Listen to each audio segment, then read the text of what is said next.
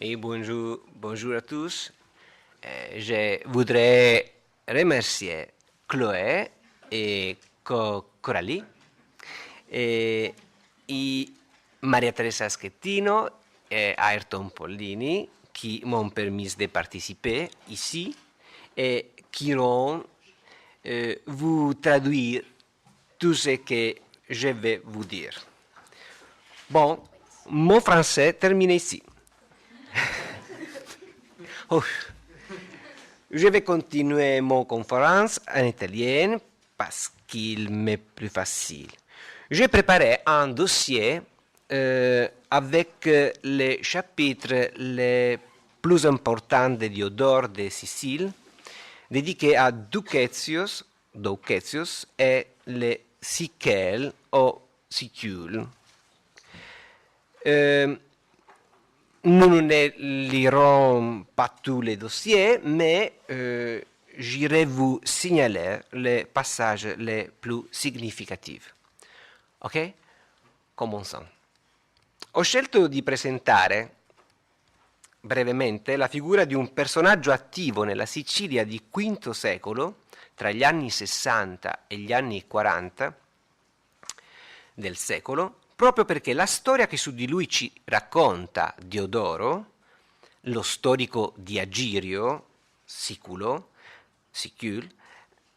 vissuto molti anni dopo i fatti in questione, I secolo a.C., riesce, a mio avviso, sia a soddisfare l'argomento di questo primo ciclo tematico, Revolt e Revolution, sia a enfatizzare l'aspetto di interculturalità che il titolo stesso del progetto in cui si colloca il mio intervento mi sembra voler suggerire e valorizzare, la force de l'histoire, de part et d'autre du Rhin.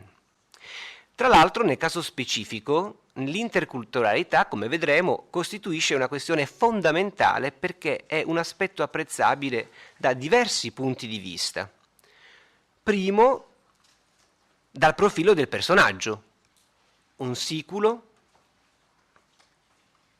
vissuto che si muove tra siculi, sicelioti e greci del continente. E, secondo aspetto, dal teatro storico-geografico in cui si collocano i fatti, la Sicilia occupata dai greci fin dall'VIII-VII secolo a.C. Terzo motivo, arrivo, dalla identità della fonte, un greco di origini sicule, originario di una città che solo tardi divenne greca. Prego. Il microfono forse ci vuole. È gelato? Oui.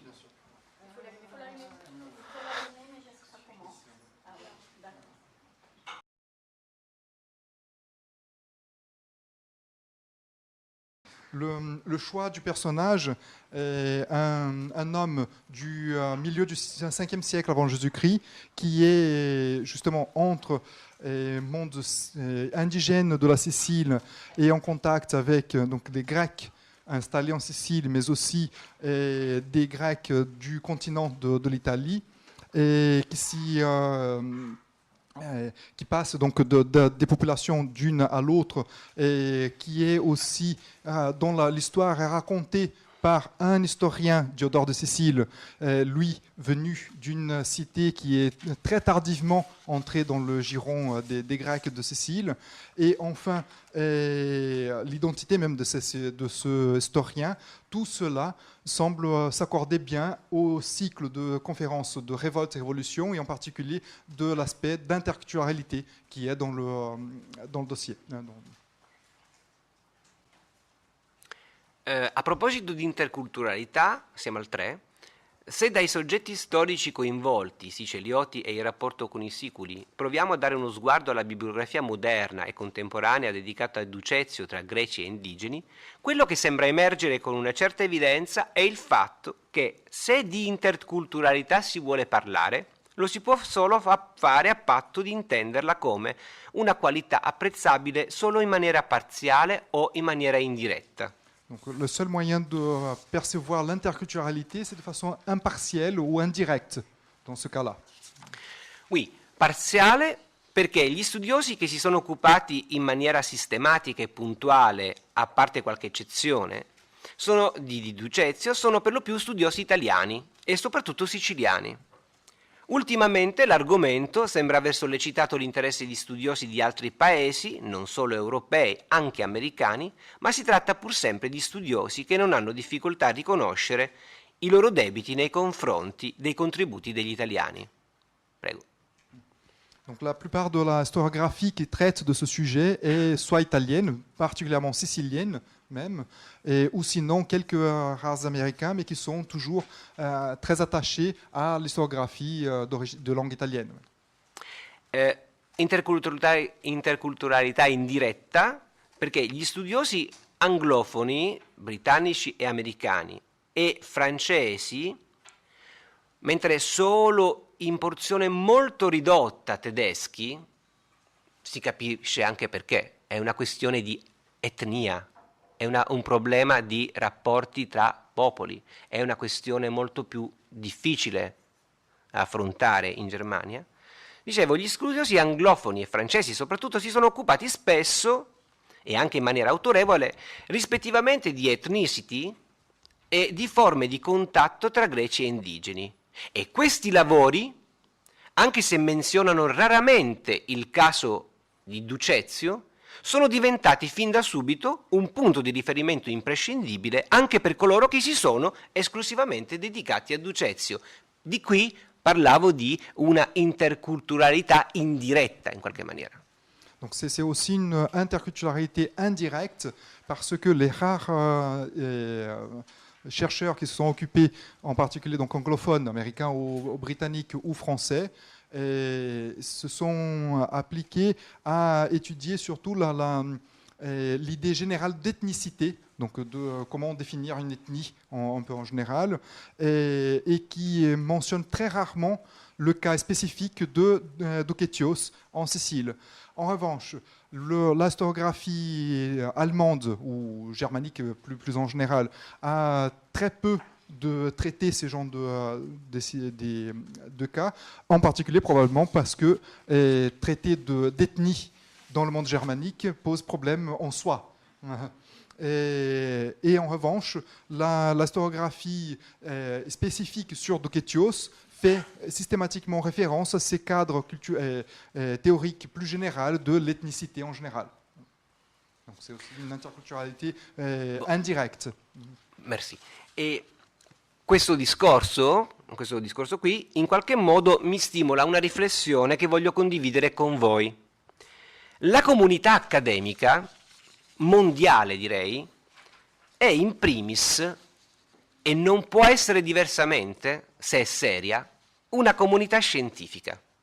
In quanto comunità scientifica, i suoi membri, a prescindere dalla provenienza, dall'ubicazione geografica e dalla propria formazione, con i risultati delle loro ricerche costituiscono una specie di catena storiografica, che si arricchisce in continuazione progressivamente di nuovi anelli. E ogni anello costituisce il gancio e quindi il fondamento, il punto di partenza, il riferimento, anche critico se volete, per l'anello successivo, anche a prescindere dalla natura dell'anello medesimo, e dunque anche a prescindere dal tema specifico trattato. In altri termini, l'interculturalità è un fatto connaturato alla ricerca scientifica. È un fatto talmente fondamentale che a rigor di logica, se parliamo di cultura scientifica come dobbiamo fare, in questo caso, è superfluo forse ribadire la relazione tra culture, perché la ricerca seria è espressione di una sola cultura, quella condivisa da tutti i membri della comunità scientifico-accademica, senza limiti linguistici o barriere logistiche. Donc il y a aussi une question du discours historiographique, que tout discours historiographique sur l'histoire, en plus l'histoire ancienne, devrait être un discours sans frontières ni linguistiques ni géographiques, et du coup parler d'interculturalité serait presque un pléonasme, une redondance, que toute étude devrait être sans ces limites-là, et c'est la nature même d'une recherche dite scientifique, hein, qui est à dépasser ces genres de limites. E dunque, prima di procedere, occorre che io metta in evidenza i limiti di questo mio intervento. Una trattazione sufficientemente adeguata del tema che qui vi propongo richiederebbe che ci si soffermasse su diverse questioni, molte delle quali estremamente tecnico-specialistiche e di difficile soluzione. Penso per esempio all'uso non sempre coerente e sorvegliato che lo storico ha fatto delle sue fonti, Timeo di Taormina ed Eforo di Cuma, e quindi soprattutto all'uso che ha fatto delle notizie riportate dalle fonti precedenti. Monsieur Diza met en évidence les limites de son intervention, dans la mesure où il ne peut pas aborder aujourd'hui des questions qui sont très techniques, qui concernent la critique des sources, notamment les sources que Diodore de Sicile a utilisées, Timée et Fort, et la façon dont il a relater les informations qu'il a trouvées dans ces sources. Passiamo al paragrafo 10 per i miei traduttori. Altra difficoltà va in questo senso. Siamo fortunati perché Diodoro ha deciso di trattare il periodo compreso tra il 461 e il 440 a.C., ma purtroppo il racconto di Diodoro sugli avvenimenti di questo periodo si concentra in notevole misura sulla figura di Ducezio, trascurando altri eventi coevi, che avrebbero consentito di collocare meglio e intendere appieno le informazioni tradite sul ventennio successivo alla caduta dei Dinomenidi, i tiranni. Inoltre, se è vero che siamo fortunati per il fatto che Diodoro abbia in qualche modo colmato il silenzio generale assoluto della tradizione su Ducezio, è anche vero che per questa stessa ragione non siamo in grado di distinguere la storia che la fonte ci racconta dalla rappresentazione che ce ne ha voluto dare. Non abbiamo la possibilità di effettuare confronti con altre fonti e quindi di verificare la correttezza dei dati traditi e della scansione cronologica proposta. Donc, si nous avons la grande chance je traduis après, la grande chance d'avoir le récit de Diodore de Sicile sur les événements entre 461 et 440 avant Jésus-Christ, Diodore se concentre uniquement sur la figure même de Kétios et ne parle pas du reste, donc de ce qui se passait en ce moment-là, en particulier après la chute des tyrans de Syracuse. Et en plus, la seule source dont on dispose pour l'histoire de Kétios est bien celle de Diodore.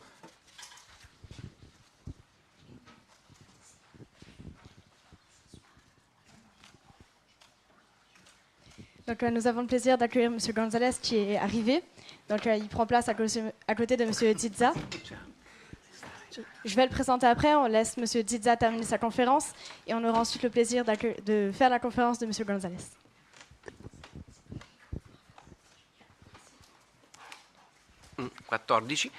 Non insisto ancora sui limiti del mio lavoro, ma voglio non di meno che sia chiara l'idea della complessità della situazione, oltre che della radicale selezione degli argomenti che sono costretto a fare per questioni di tempo. In qualche modo vorrei scongiurare, è questo che vorrei che voi traduceste, che la mia trattazione, necessariamente limitata e spero non troppo apodittica, dia l'impressione errata che con Ducezio e con le rivolte da lui capeggiate si abbia a che fare con un momento della storia greca e della storia siciliana in particolare piuttosto facile e privo di dubbi e lati oscuri. Donc il ne va pas insister sur tous les écueils, des difficultés qu'il y a à faire ce genre de conférence, mais ce qui est important à retenir, c'est la difficulté de pouvoir traiter de ce sujet qui est loin d'être simple ou facile d'interpréter. Des synthèses, c'est assez important. Okay. Prima di procedere ritengo opportuno soffermarmi un breve excursus teorico, ma necessario, sulla differenza che esiste tra identità e etnicità, che spesso i nostri politici e i giornalisti confondono e tendono a considerare come sinonimi. La première distinction essentielle à faire, c'est entre ethnicité, c'est-à-dire une identification ethnique, et identité tout court. Que, en particulier, les hommes politiques et la presse en général tendent vraiment à mélanger les deux. Voglio dire che ogni gruppo etnico possiede una identità, ma ogni identità non implica un sentimento etnico. Donc, chaque groupe ethnique peut avoir une identité, mais l'identité n'a pas nécessairement une correspondance directe avec une ethnie. Provo a spiegare brevemente perché, il motivo di questa affermazione, e cioè che i processi che conducono alla costruzione delle identità sociali, perché non stiamo parlando di individui singoli, non sono gli stessi rispetto a quelli che conducono alla costruzione di un gruppo etnico. L'identità è una nozione fondamentale legata allo sviluppo sociale, cioè una costruzione umana ovviamente, ma che parte dal bisogno biologico di appartenere.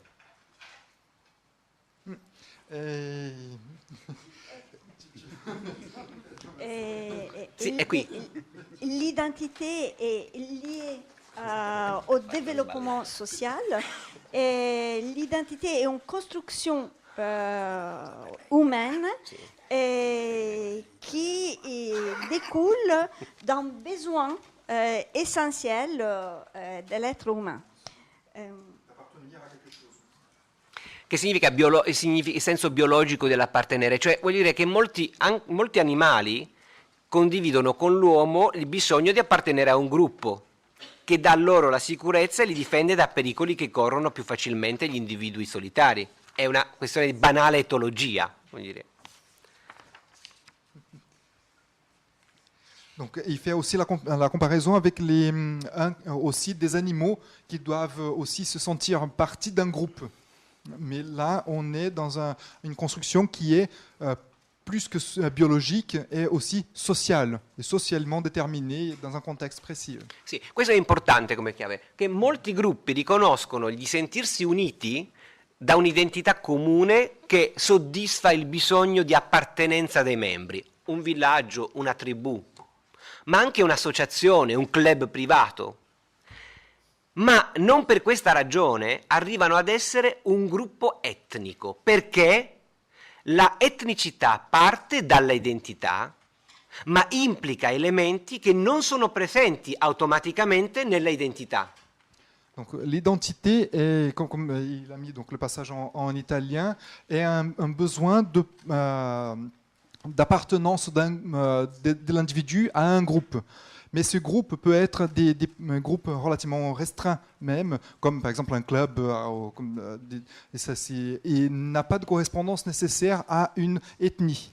L'ethnie a, elle, besoin d'une identité, mais ça va dans un sens, mais pas dans les deux sens. E la costruzione di un gruppo etnico, stiamo parlando adesso di Sichel, la costruzione di un gruppo etnico ha bisogno di un potere politico che lo modelli, che promuova ed enfatizzi gli elementi di base che un gruppo etnico può rivendicare, come per esempio la discendenza da un antenato comune, che è la coordinata temporale, e il possesso della terra madre o il ricongiungimento alla terra madre, che è la coordinata spaziale.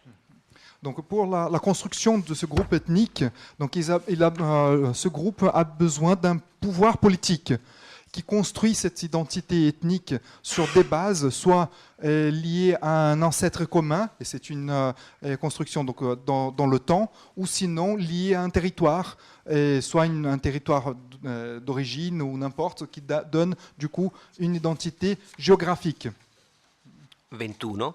Per parlare di etnicità non basta che un gruppo abbia coscienza di sé e che sia consapevole di avere una propria identità, ma è necessario che ci sia un potere dominante che canalizza l'azione della comunità e che fornisca alla comunità il motivo etnico.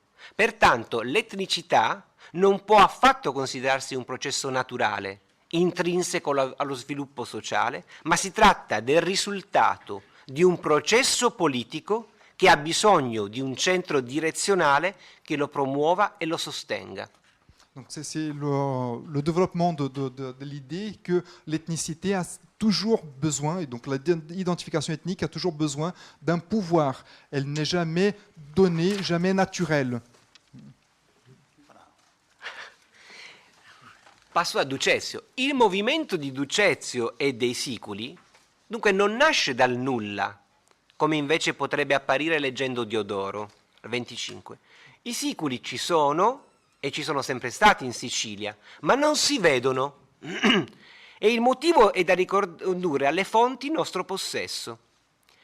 Tutte greche e tutte dunque voce e segno del punto di vista dei greci colonizzatori. Sono i vincitori quelli che parlano nelle fonti, non coloro che perdono la loro terra e che vengono occupati dagli altri. Quand on lit Diodore, on a l'impression que Diodore est né de nulle part, comme ça, mais donc ces populations sicules ou siquelles sont là en Sicile depuis un certain temps, mais toutes nos sources sont grecques. Et donc nous sommes tributaires d'un point de vue de ceux qui ont vaincu, donc des vainqueurs qui ont conquis ces territoires-là.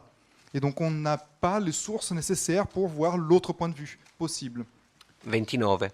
Violento fu il primo contatto greco-indigeno e anche i contatti successivi non smisero di essere della stessa natura, cioè violenti.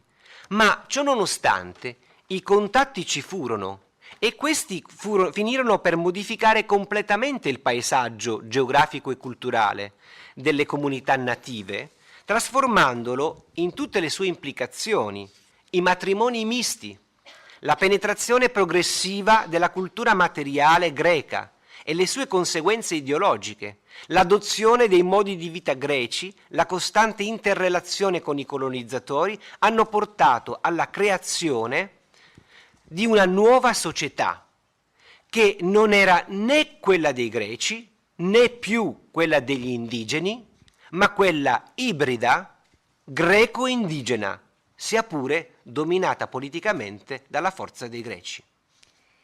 Les premiers contacts entre les indigènes et les Grecs furent violents, mais ces contacts existèrent et ces contacts vont modifier les sociétés indigènes. Et en fait, les sociétés indigènes apprennent des coutumes, des styles de vie des Grecs et des sociétés, et il y a une interrelation entre les deux groupes, les groupes des indigènes et les groupes grecs.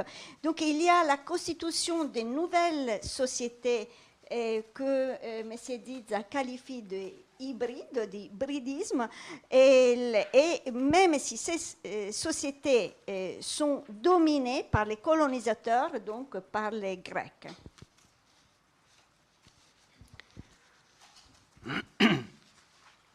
Gli indigeni parteciparono come agenti attivi al processo di acculturazione. Questo è un argomento che andrebbe sviluppato, è difficile, insomma, lo accenniamo. E sebbene la loro posizione fosse assoggettata al potere greco, non per questo motivo smisero di usare le armi a loro disposizione per assorbire la cultura greca, però attenzione, in modo selettivo, a volte per rifiutarla selettivamente o per contrapporsi a quella in maniera diretta. Donc les indigènes n'ont pas absorbé de façon passive, mais active ces interactions avec les Grecs. Et ce qui est important de souligner, c'est un processus de sélection par ces populations-là de ceux qui voulaient emprunter ou pas.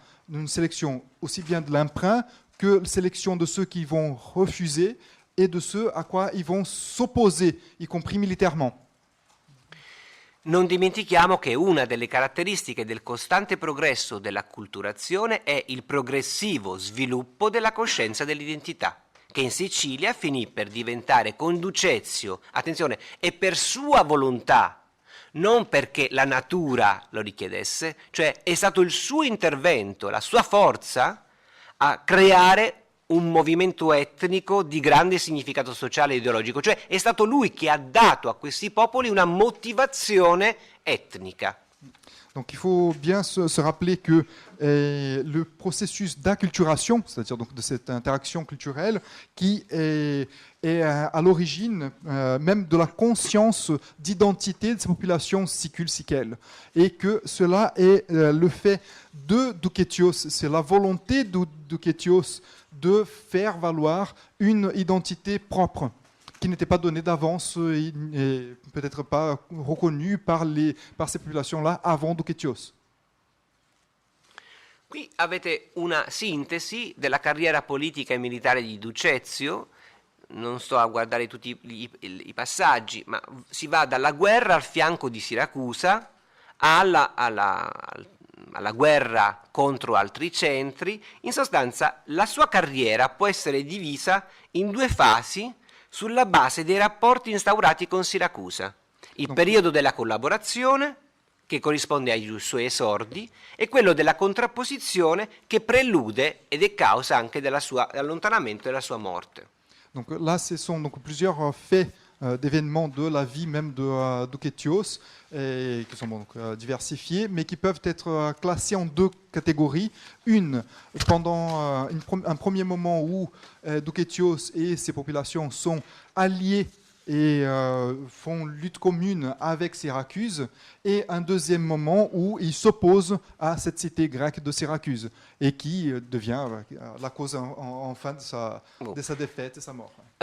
Sceglierò qualche evento per fare un approfondimento, ma perché ho un altro obiettivo. Vi dico già le conclusioni, così se non dovessi avere il tempo di finire la mia relazione, voi avete già la mia idea. Cioè, cosa voglio dire? Che primo punto, che la questione dell'etnos è una questione strategica, artatamente costruita e fomentata da Ducezio, ma solo per raggiungere determinati obiettivi politici e militari.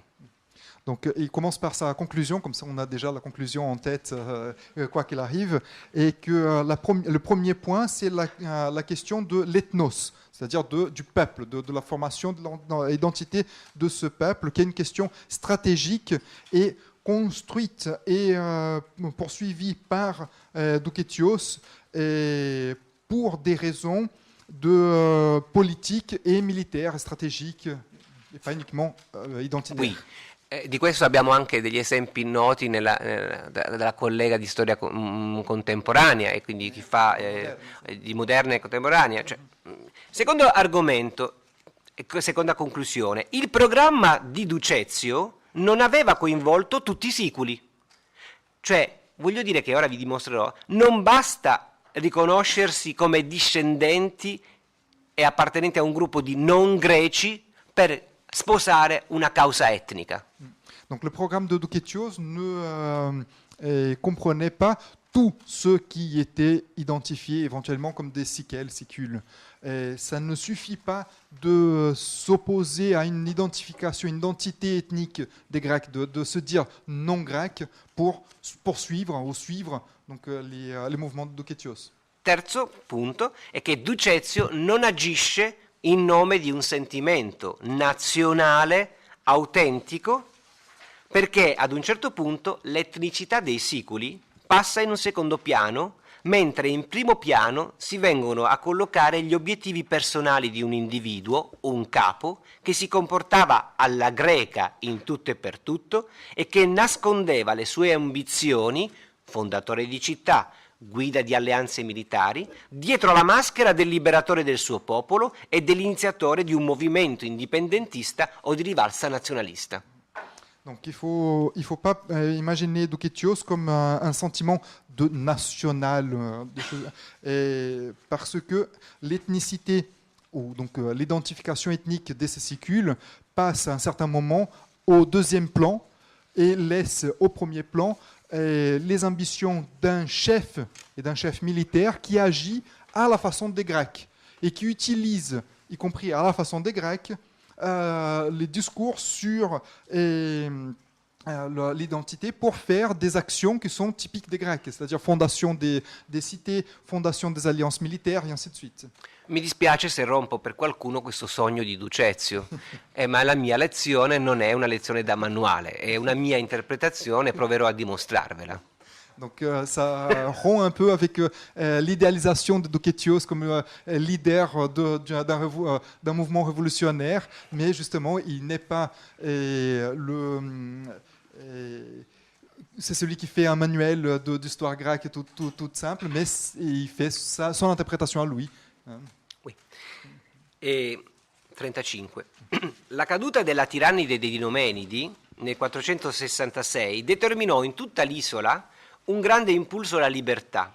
Si sciolsero le coabitazioni intrapoleiche forzate e forzose e si verificò una sorta di migrazione interna all'isola, all'origine della quale da collocare sia il malcontento generato dalle deportazioni in massa che si registrarono fin dai tempi di Gelone, sia il secolare contrasto, scoppiato apertamente subito dopo la cacciata di Trasibulo, fra i vecchi cittadini, cioè i discendenti dei primi coloni, e i nuovi cittadini, vale a dire i mercenari, gli stranieri, xenoi, i cui diritti di cittadinanza dipendevano dalle concessioni di un tiranno. Venuto meno il tiranno, questi qua, per gli altri, perdono dei determinati diritti.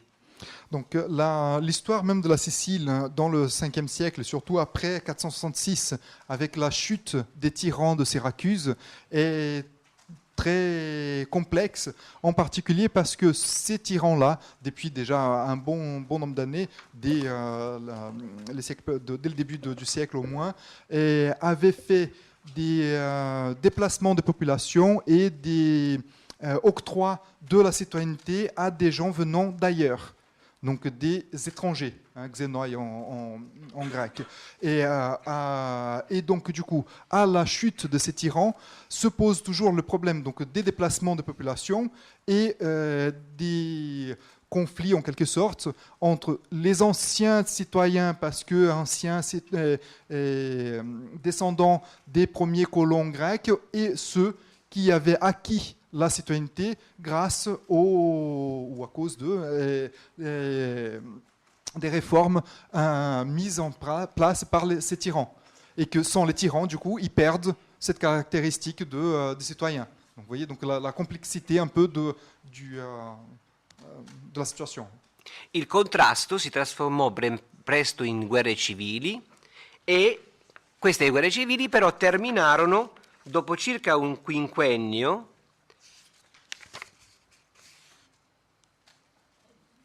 Vai, oui, così, poi... donc la première phase, c'est une phase de guerre civile qui ont duré au moins une bonne 5 années à peu près. Sì. Il nuovo regime, cioè il regime senza tiranni, si pose fin dall'inizio, questo è un passaggio importante, in contrapposizione con quello tirannico precedente e inaugurò una politica estera meno aggressiva, evidente nel passaggio da una dimensione territoriale sovrapoleica ampia a una dimensione poleica più restrittiva. Donc le nouveau gouvernement de type non tyrannique, donc plutôt plus ou moins démocratique, se compose donc d'une opposition justement à ceux qui étaient avant, et en particulier à ne pas faire ce que les tyrans faisaient auparavant, c'est-à-dire que de faire une interférence directe sur les autres cités. Donc du coup, les décisions se restreignent vraiment plus sur la cité elle-même et non pas à l'extérieur. Anche per i siculi, da sempre relegati ai margini dei centri greci o costretti a vivere nell'entroterra e schiacciati dai conquistatori, era dunque questo il momento giusto per sfruttare la nuova tendenza della politica siracusana su scala cittadina e non territoriale, e quindi per tornare ad essere i protagonisti di zone che fino ad allora avevano subito lo strapotere dei tiranni ed erano state in qualche modo fagocitate da Siracusa. C'est le bon moment pour les sicules aussi exploiter la nouvelle situation qui s'était créée à Syracuse et de récupérer ou de devenir protagoniste dans certains territoires qui avaient été dominés jusqu'à ce moment-là par Syracuse, par la politique des tyrans de Syracuse. Donc c'est le bon moment pour devenir protagoniste d'une histoire à eux. Leggiamo voi poi a casa il text 6 e C'est en français, vous avez la traduzione française. non c'è bisogno di tradurre.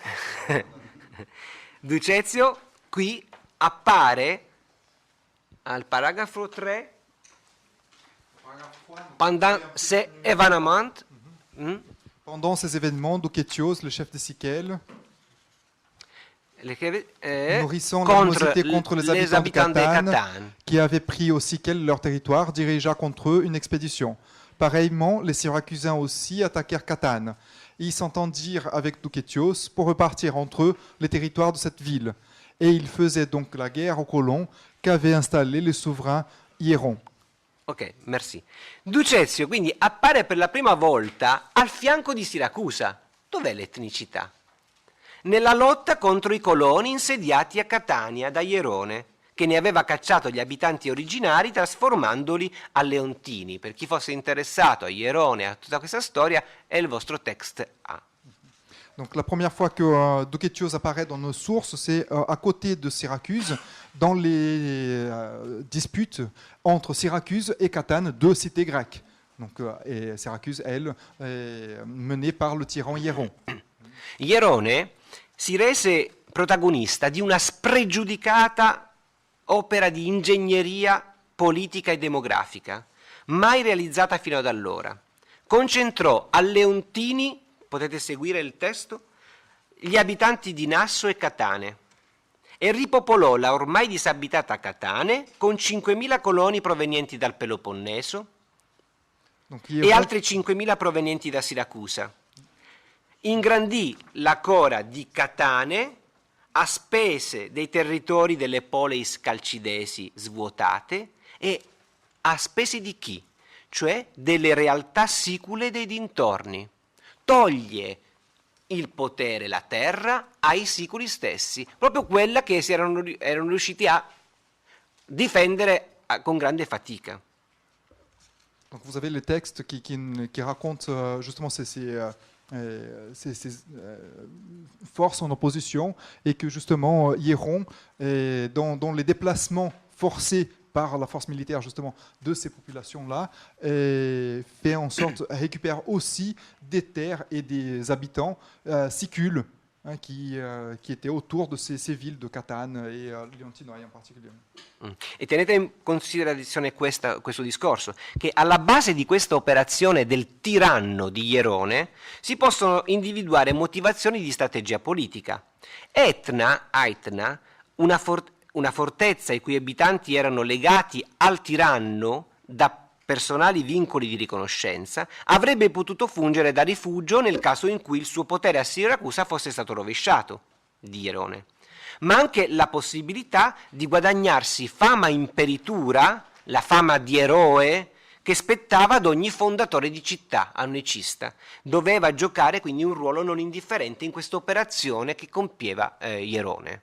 Donc là, c'est toute la stratégie d'Hieron, donc le tyran de Syracuse, a fondé une Aetna, donc Aetna dans le texte, et pour se réclamer donc les honneurs de fondateur de cité. Et si quelque chose se passe mal à Syracuse, il pouvait toujours se réfugier dans cette nouvelle cité.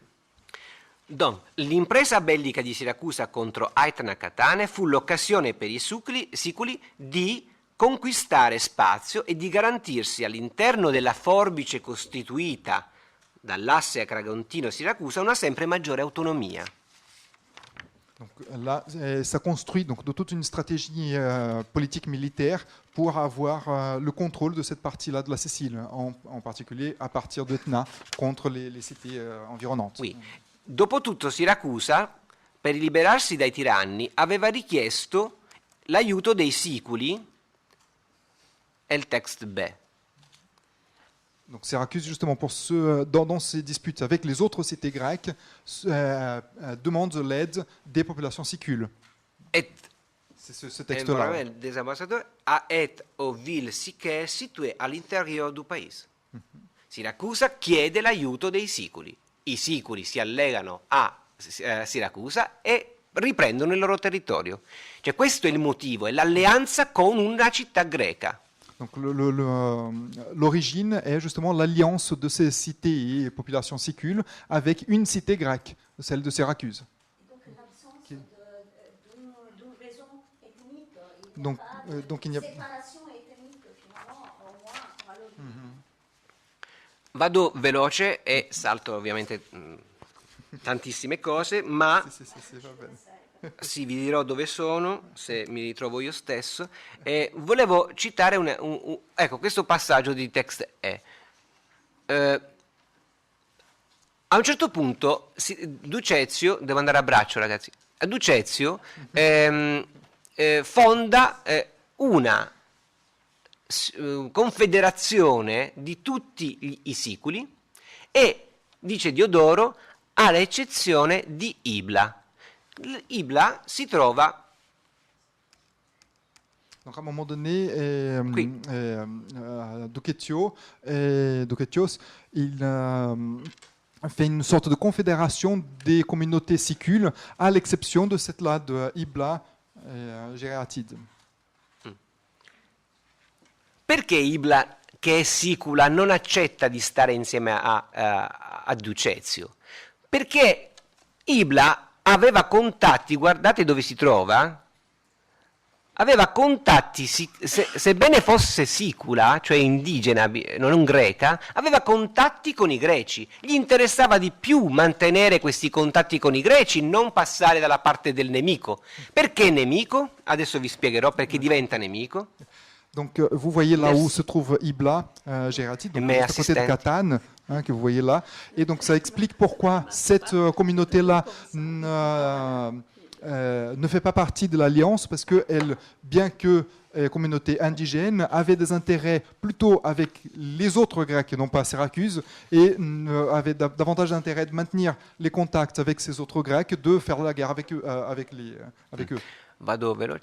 Fonda una città che è morgantina e, aspettate, prendo una cartina migliore, morgantina, e attacca e si prepara ad attaccare insieme a tutti i siculi Motion, che Motion era del territorio agrigentino, cioè passa adesso dall'alleanza con Siracusa a fare un'operazione di offesa nei confronti di Agrigento e di Siracusa, cioè ormai si è allargato.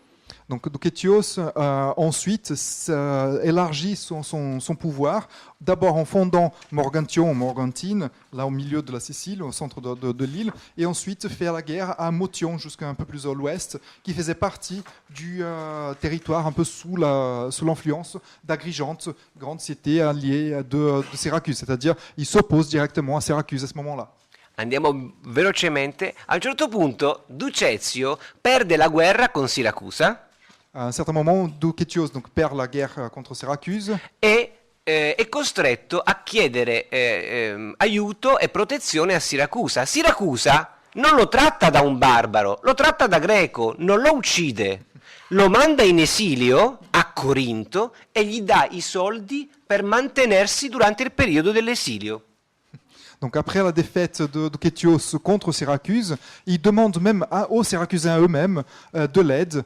Et Ducetios est traité par les Syracusains, non pas comme un indigène en le tuant, mais au contraire, le traite comme un grec, c'est-à-dire en lui donnant la possibilité de s'exiler à Corinthe, la cité d'origine de ces Syracusains, et lui envoie de l'argent pour se maintenir pendant ces années d'exil.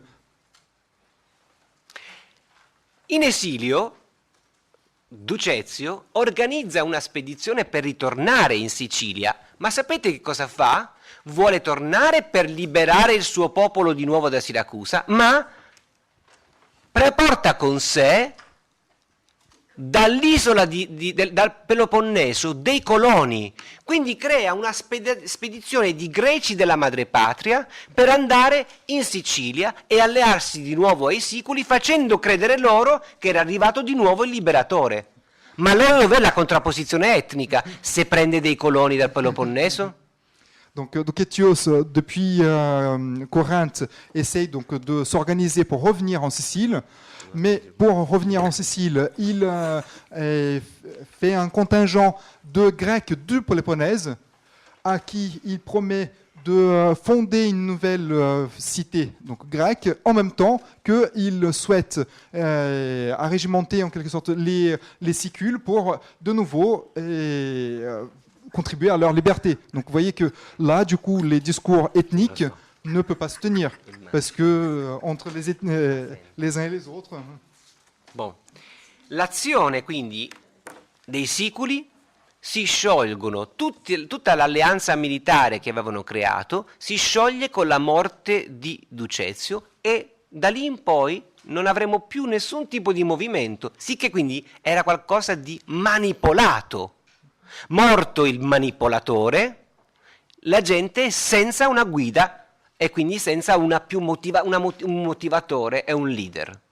Donc avec la mort de Ducetios, donc nos sources en moins, et n'ont plus aucune mention d'une quelconque révolte de ces Sicules.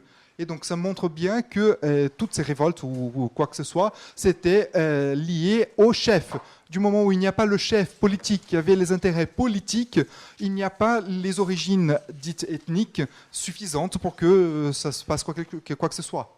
Ducezio, vi domando a voi a questo punto, era un eroe nazionale o un tiranno mancato? Come il tiranno fonda città, come il tiranno si allarga e crea un suo territorio all'interno, nella Mesogaia della Sicilia. Donc là, ça demande à nous, donc les spectateurs, au public, est-ce que vous pensez Ducetios comme un héros national ou comme quelqu'un qui agit comme un tyran qui, comme à son époque, fonde des cités, élargit les territoires sur lesquels il domine et ainsi de suite. Sì, vado a concludere, 68. Siamo di fronte a un personaggio che si serve dei Siculi come si serve dei Greci, né più e né meno. Fonda città come il tiranno e come avevano fatto i Greci e inizia a dirigere le sue mire contro Siracusa, né più né meno di un conflitto fra elementi appartenenti al medesimo ethnos e alla medesima cultura. Donc c'est un personnage qui se sert aussi bien de Sicules que des Grecs, et donc qui fait la manipulation des uns et des autres pour ses intérêts personnels, indépendamment des origines ethniques des uns ou des autres. Ok, 69 chiudo. Ormai in Sicilia, a questo livello cronologico, l'osmosi tra greci e non greci era stata totale. L'etnicità, siculi o greci, è uno strumento politico. La guerra per gli spazi da conquistare o per le ambizioni personali da raggiungere è guerra. Basta, è guerra e guerra. Le alleanze si formano per vincere e basta, e non per ragioni ideologiche autentiche. Donc, si en Sicile, peut-être aux époques précédentes, il pouvait avoir des distinctions, au 5e siècle avant Jésus-Christ, à l'époque de Ducetios, il n'y a plus de vraie distinction ethnique entre Grecs et non-Grecs. Et la guerre faite par Ducetios est guerre, et n'a pas d'autre raison que de la guerre. Donc les alliances et la conquête du territoire est menée pour la conquête et à son intérêt à lui. J'ai terminé.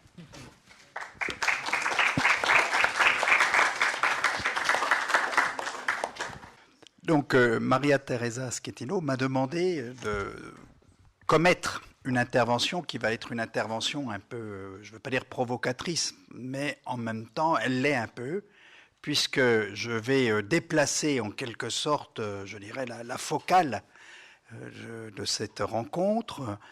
Cesare s'est appuyé sur les sources et a commenté les sources avec des interrogations qui sont celles de l'historien.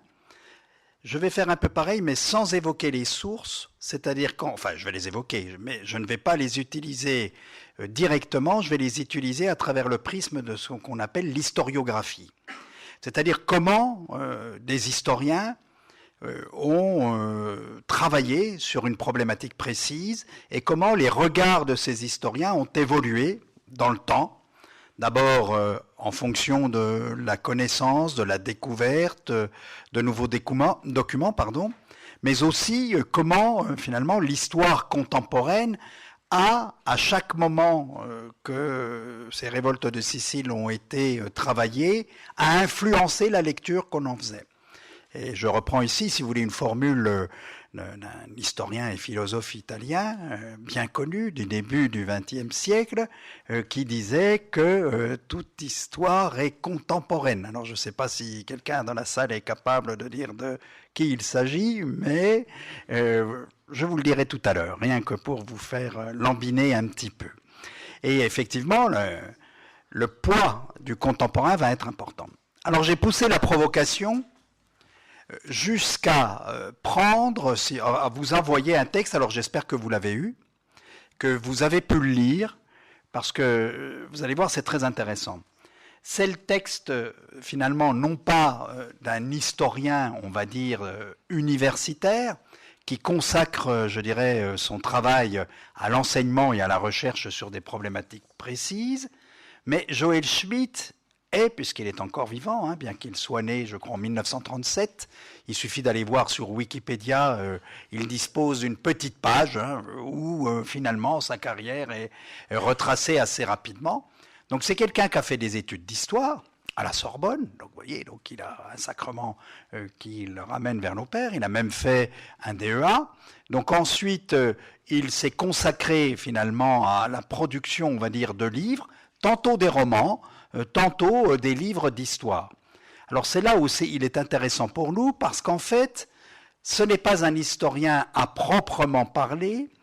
Si on se réfère à l'Antiquité, on appellerait son travail plutôt un travail d'abréviateur, de compilateur, qui nous permet finalement d'accéder dans l'Antiquité à des informations qui sont perdues par ailleurs, ou en tout cas que nous sommes obligés de croiser avec d'autres sources d'informations pour arriver à connaître un événement. Et en 2003, donc, il publie un livre qui s'appelle, vous voyez, il est déjà âgé, mais il n'a pas oublié qu'il était historien dans sa formation et qu'il était notamment passionné par l'histoire ancienne. Et il rédige un livre qui est un livre qu'il dit lui-même être un livre de synthèse sur vie et mort des esclaves dans la Rome antique. Et évidemment, puisque le thème d'aujourd'hui était les émeutes, la révolte, la révolution, mais aussi la Sicile, donc j'ai choisi de me focaliser, mais aussi un petit peu sous la baguette de Maria Teresa, sur les révoltes serviles de Sicile. Ces révoltes serviles de Sicile, qui sont assez bien connues, assez bien connues par nos sources. Cesare a beaucoup parlé de Dion Cassius, évidemment. Moi aussi, je pourrais énormément parler de Dion Cassius, parce qu'il est la source principale sur ces révoltes de Sicile. Donc deux révoltes qui s'étalent entre 134 et 130, et ensuite entre... j'arrive plus à retrouver ma tête, moi. 104, 101. J'avais dans l'esprit 114, je ne sais pas pourquoi, ça m'énervait, je me disais c'est faux.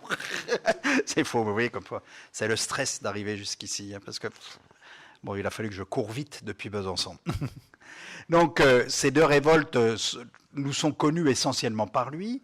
Et donc, en fait, Joël Schmitt va, lui, si vous voulez, en fait, s'appuyer sur Diodore de Sicile, sans vraiment le dire, puisque si vous avez eu le temps de lire le texte, il le cite une seule fois.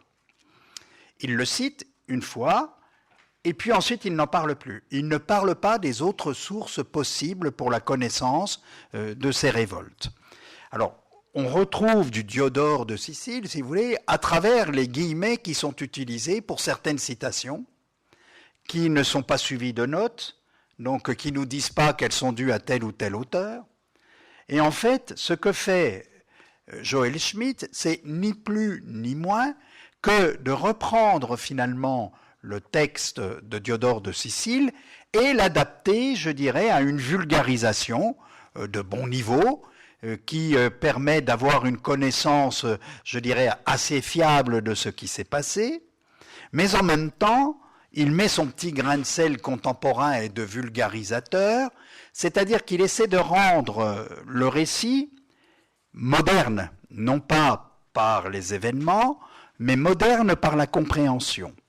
C'est-à-dire qu'à son tour, après beaucoup d'historiens, il va finalement nous donner une version des révoltes de Sicile, qui est une version, je dirais, traditionnaliste, dans le sens où elle répond à une tradition, c'est-à-dire à la lecture que l'on fait de Diodore de Sicile depuis, si vous voulez, l'Antiquité. Alors il évacue, vous voyez, il ne fonctionne pas en historien de ce point de vue-là, il évacue tous les problèmes que pose le texte de Diodore de Sicile, et il fait comme si finalement le récit linéaire qu'il nous donne de ces révoltes de Sicile n'avait jamais posé de problème. Comme si finalement ce que Diodore rapporte est ce qui s'est réellement passé. Vous voyez, il y a un véritable processus, je vais utiliser les mots barbares, il y a un véritable processus de véridiction, c'est-à-dire de dégagement de la vérité dans son récit, avec un vocabulaire évidemment moderne, qui renforce évidemment auprès du lecteur ce sentiment que l'histoire qui nous est rapportée est effectivement l'histoire qui s'est produite. Malgré tous les hiatus, c'est-à-dire malgré tous les trous qui existent dans le récit de Diodore et dans la restitution évidemment que l'on peut faire de ces révoltes. Alors, Joël Schmitt est un cachotier, parce qu'il introduit, si vous voulez, des discussions dans son texte qui montrent qu'il a lu d'autres sources que Diodore de Sicile. Vous voyez, il fait référence, et je dirais il fait révérence même au texte de Diodore de Sicile, mais en même temps, il a quand même travaillé comme un bon historien, c'est-à-dire qu'il a essayé de voir si d'autres auteurs dans l'Antiquité s'étaient intéressés à cette problématique des guerres serviles de Sicile. Qui dit guerre servile, dit donc guerre qui mobilise des esclaves dans un but ou non. Il va falloir expliciter tout ça, alors ça dépend du temps que j'ai. Madame Schettino et Monsieur Pollini, dites-moi. Combien? Ah oui, d'accord. Ah non, comme je voyais que Cesare parlait, je me disais, j'ai 1 heure. Donc alors bon, voilà, mais ça veut dire qu'il faut que je fasse un collapse intellectuel pour arriver à tout concentrer. Mais je vais y arriver, vous allez voir. Et je pense que ça, parce que c'est important que nous ayons un temps pour le débat. Je crois que c'est le plus important. Donc en fait, quand vous lisez le texte et que vous êtes familiarisé, non pas avec l'auteur, mais avec les guerres serviles de Sicile, alors évidemment, ce n'est pas donné à tout le monde, parce que bon, faut s'intéresser à cette problématique et s'y être cassé les dents plus d'une fois pour avoir encore quelques souvenirs à l'esprit de ce que l'on sait aujourd'hui. Et notamment, ce qui est intéressant, c'est que Joël Schmitt, dans son récit des révoltes, introduit, si vous voulez, un paramètre que pendant longtemps on a cru être une interprétation des modernes, mais qui en fait existe dans les sources tardives, romaines notamment, qui, chez Aurelius Victor, le pseudo-Aurelius Victor, Justin, Valère Maxime, j'en pense, etc., enfin voilà, c'est l'essentiel, ces auteurs en fait reprennent des petits morceaux de la tradition et ils mettent leur grain de sel en quelque sorte pour donner leur sentiment sur ce qu'avaient été ces révoltes. Alors on se rend compte que même assez tardivement, c'est-à-dire au IVe siècle, même à l'extrême fin du IVe siècle, on a encore le souvenir de ces révoltes serviles donc du IIe siècle avant notre ère. Alors, on avait toujours le souvenir des révoltes de la révolte de Spartacus, qui est postérieure, hein, qui est de la fin des années 70 du 1er siècle avant notre ère, et on va dire la culture occidentale, et en tout cas, on va dire la culture d'essence occidentale, européenne, évidemment, a conservé ce souvenir et on le retrouve aujourd'hui actualisé à travers une multitude de médias, que ce soit le cinéma, la bande dessinée, enfin vous multipliez tous les genres, Spartacus est toujours présent et il a même, je dirais, un renouveau historiographique, puisque le dernier livre commis en la matière est par un historien aujourd'hui à la retraite, mais de renommée internationale, spécialisé des questions militaires, Jan Le Boeck, qui fait de Spartacus non plus, si vous voulez, un esclave qui se révolte, mais il en fait un chef militaire. Donc vous voyez, il y a une espèce de réhabilitation du personnage par le souci, en quelque sorte, de s'occuper des problématiques militaires. Donc on a la révolte de Spartacus est bien connue, mais elle ne se passe pas en Sicile. Même si Spartacus aurait bien aimé pouvoir franchir le détroit de Messine entre la Calabre et la Sicile et passer en Sicile pour fuir et échapper aux armées romaines, notamment celles de Crassus, qui sont en train de le prendre au piège, de resserrer la nacelle autour de lui. Donc il n'intéresse la Sicile, je dirais, que marginalement. Par contre, les deux révoltes du IIe siècle avant, elles se passent totalement en Sicile. Et elles mobilisent donc des populations serviles, mais elles vont mobiliser, et c'est là que nos sources de la fin de l'Antiquité sont intéressantes, parce qu'elles nous disent qu'elles mobilisent aussi, finalement, peut-être des citoyens pauvres, appartenant à ce qu'on appelle la plèbe urbaine, mais aussi peut-être des petits paysans qui ont été dépossédés de leurs terres par les grands propriétaires et qui donc finalement trouvent, je dirais, une alliance de circonstances avec les esclaves, plus, je dirais, pour se venger et sans doute pour commettre du pillage, que pour lutter contre l'esclavage. La lutte contre l'esclavage est ici sans doute une illusion, je dirais, d'optique, puisqu'elle est une illusion d'optique, y compris chez les esclaves. Et c'est là que l'historiographie est très intéressante. Parce que depuis le XIXe siècle, en tout cas depuis la fin du XIXe siècle, et je dirais avec l'essor des idées socialistes et du marxisme notamment, donc on a voulu, et à juste titre, donner des raisons économiques et sociales aux révoltes serviles. Alors que jusque-là, on avait plutôt une lecture, si vous voulez, de révoltes qui étaient motivées par des aspects nationalistes et par des aspects religieux. Pourquoi ? Parce que les grands chefs de ces révoltes, qu'il s'agisse d'Eunus pour la première révolte, d'Athénion par exemple pour la deuxième révolte, sont des esclaves qui vont s'autoproclamer, si vous voulez, rois. Et ils s'autoproclament rois parce qu'ils ont, disent-ils, des compétences, non seulement de commandement, de management, comme on dirait aujourd'hui des troupes serviles, mais ils ont des compétences religieuses et notamment des compétences magiques. Donc ils fondent en quelque sorte leur pouvoir au sein des groupes d'esclaves sur une base magico-politique. Vous voyez, ça ferait très chaman en fait, très archaïque comme forme de justification de la prise du pouvoir. Et c'est sur cette base-là, finalement, que ces chefs vont, nous dit Diodore de Sicile, donc ravager la Sicile, massacrer des propriétaires et parfois même une population innocente, mais Diodore est ambigu, je dirais, dans sa restitution des faits. Parce qu'on a l'impression, avec une lecture rapide, qu'il y a de la part de Diodore une opposition contre ces révoltes. Alors effectivement, il est opposé. Mais quand on lit dans le détail, et quand on regarde le texte grec, on se rend compte que c'est un peu plus complexe. Par exemple, cette question de l'alliance avec des libres, avec des aporoi, et Maria Teresa a participé avec moi à un jury de thèse où justement un jeune docteur, mais désormais argentin, donc a essayé de voir comment l'historiographie s'est intéressée à cette question. Et cette intervention des libres, finalement, elle pose problème. parce qu'une révolte d'esclaves, qui n'est pas qu'une révolte d'esclaves, pose des problématiques qui sont des questions d'ordre social, bien entendu, mais aussi des questions d'ordre économique, d'ordre politique, d'ordre sans doute religieux, culturel, et donc pose la question des rapports de force internes à la société sicilienne, entre guillemets, donc à la fin du IIe siècle avant notre ère.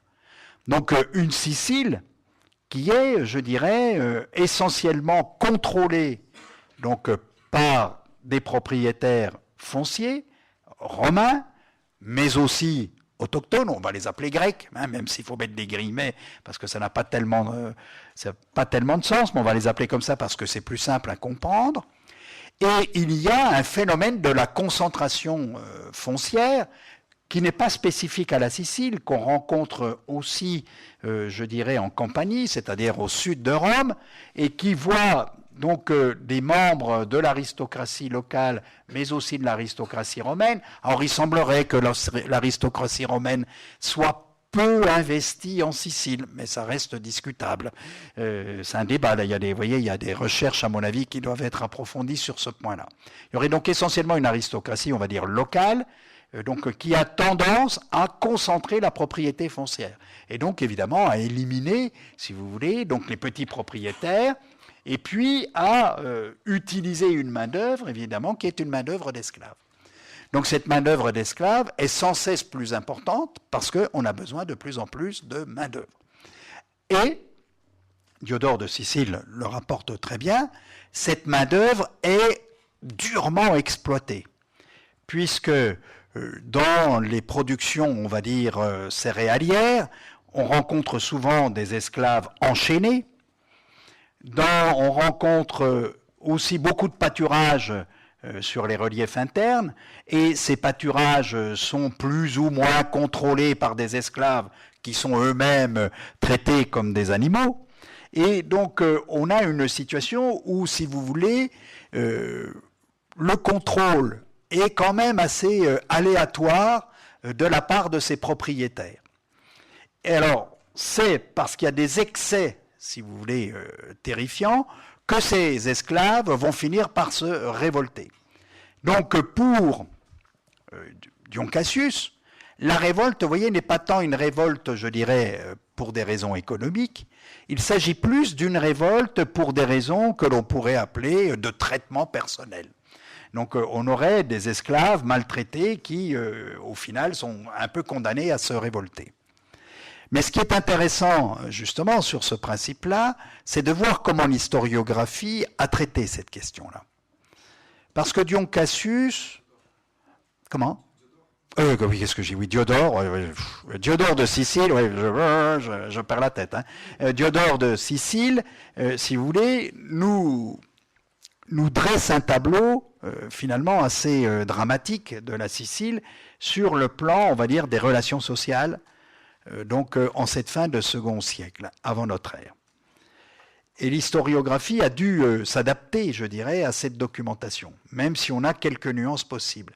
Et chez lui aussi, les nuances, elles posent question aujourd'hui, parce qu'on se demande si le texte que nous attribuons Dion à Diodore est un texte de Diodore, ou s'il ne s'agit pas, si vous voulez, de compilation ultérieure, et on le sait pour une partie importante donc de son histoire, il y a, si vous voulez, donc des apports qui viennent de l'époque byzantine, donc c'est-à-dire beaucoup plus tard, hein, c'est-à-dire parfois jusqu'à 9 et 10 siècles après, et qui donc attribuent en partie à Diodore, je dirais, l'information qui est contenue.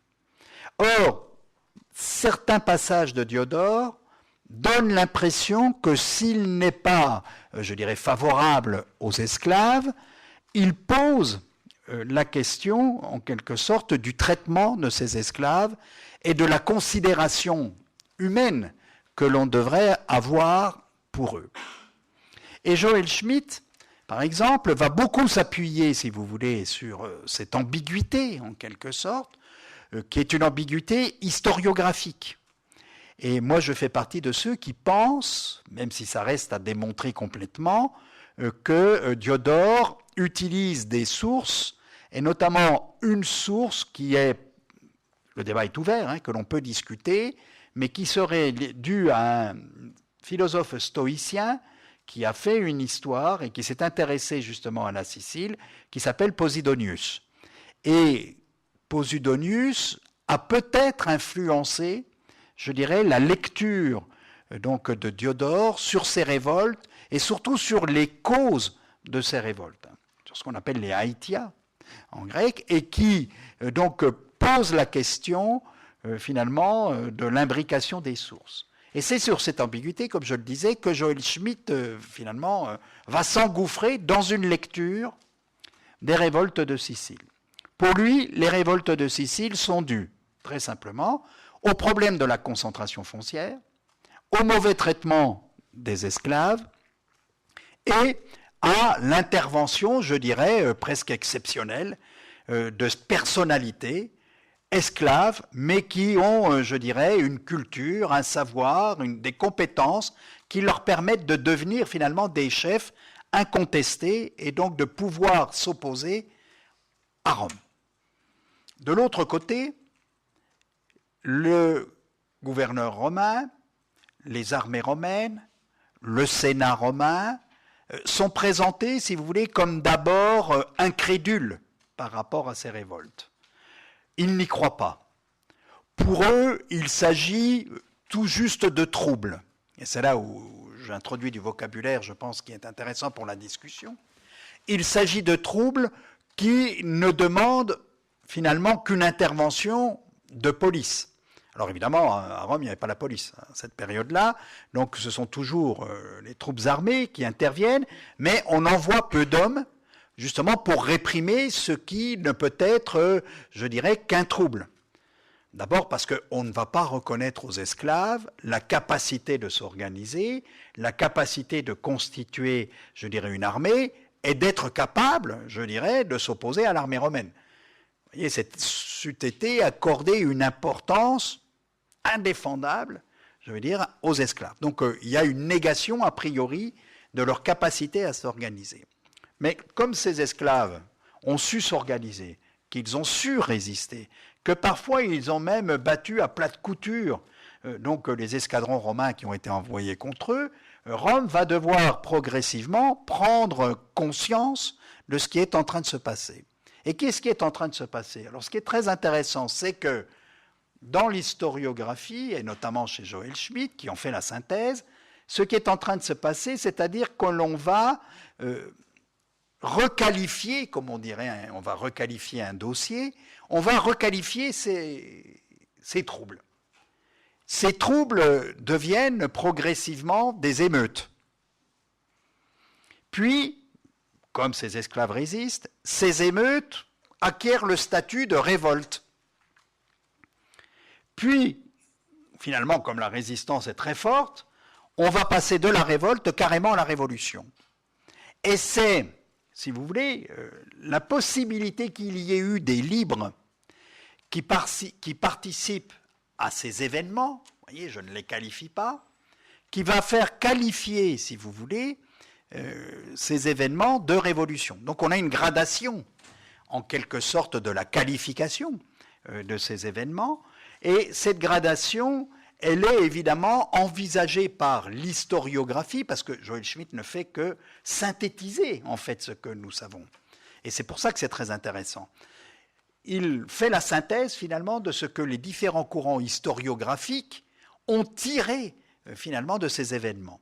Et en fait, ce qui est, je dirais, la grille de lecture de ces événements, évidemment, c'est d'abord la Révolution française, si vous voulez, qui sert de miroir, de réflexion, et puis après, je dirais, 1917, donc la Révolution russe interviendra également, si vous voulez, comme critère d'interprétation, finalement, donc de ces révoltes serviles.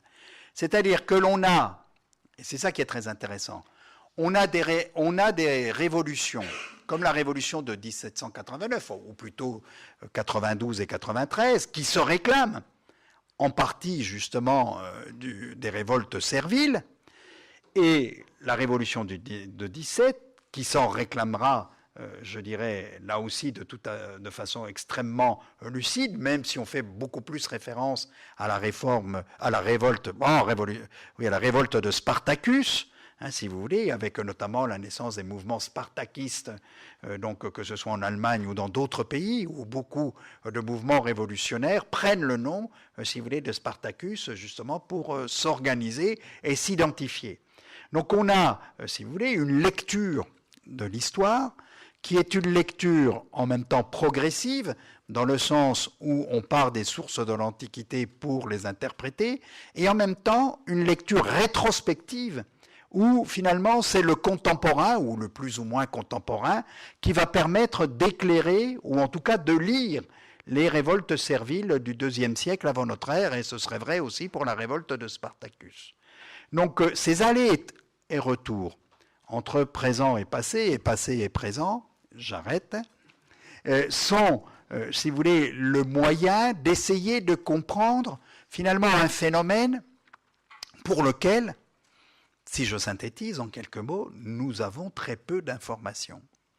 Et c'est, je dirais, le savoir-faire de l'historien qui progressivement a permis de recoudre des détails entre eux et de tisser, en quelque sorte, je dirais, une histoire qui devient une histoire vraisemblable, une histoire sans doute plausible, qui est plus ou moins proche de ce qui a dû se passer, mais qui montre que finalement l'histoire de ces révoltes en Sicile, elle est finalement une histoire des rapports de force entre différents groupes à un moment donné, et que finalement ces rapports de force peuvent prendre des formes que les périodes ultérieures de l'histoire vont connaître, et que peut-être même auparavant, les sociétés de l'Antiquité ont pu connaître. Mais là, comme le disait Cesare tout à l'heure, nous manquons d'informations. Nous n'avons que l'information des vainqueurs. Vous voyez, les esclaves de Sicile n'ont pas laissé,